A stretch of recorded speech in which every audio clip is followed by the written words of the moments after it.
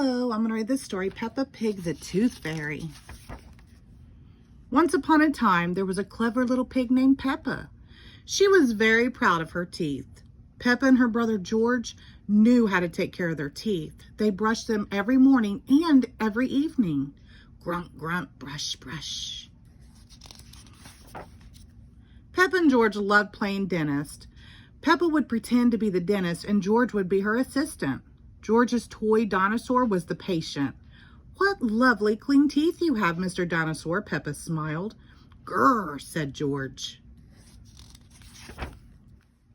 One day after playing their dentist game, Peppa and George were eating their dinner. Suddenly, something fell onto Peppa's plate. Clatter, clatter. It made Peppa jump. "What's that?" she asked. "Ho, ho, it's a tooth," Daddy Pig laughed. "But where is it from?" asked Peppa. "Why don't you look in the mirror?" said Mommy Pig. Peppa looked. She had a big gap in her teeth. "Oh no," Peppa cried. "Do we need to go see Dr. Elephant?" "Ho, ho, ho, no," said Mommy Pig. "It's just a baby tooth. It's meant to fall out." "A baby tooth? What's that?" asked Peppa. "A baby tooth is a tooth that falls out when you're young," explained Mommy Pig. "A new one will grow in its place." "What should I do with my baby tooth?" asked Peppa. "If you place it under your pillow, the tooth fairy will come. She will take your tooth and leave you a shiny new coin," said Mommy Pig. That evening, while Peppa watched television with her family, she kept thinking about the tooth fairy. "When I grow up, I want to be a tooth fairy," said Peppa. Daddy Pig chuckled. "What about you, George?" asked Daddy. George pointed at his dinosaur. "Dinosaur," he growled. "Hee hee hee." "Come on, George," shouted Peppa. "We don't want to miss the tooth fairy." They both ran up the stairs to get ready for bed. "What are you doing, Peppa?" asked Daddy Pig. Peppa was carefully brushing her baby tooth. "I want it to be nice and clean for the tooth fairy," said Peppa. Snort, snort. Peppa tucked the tooth under her pillow. "Are you sure the tooth fairy will be able to find it?" she asked. "I promise," said Mommy Pig. "Just you wait and see." "Good night, Peppa and George. Good night, Mommy. Good night, Daddy. Hee hee hee."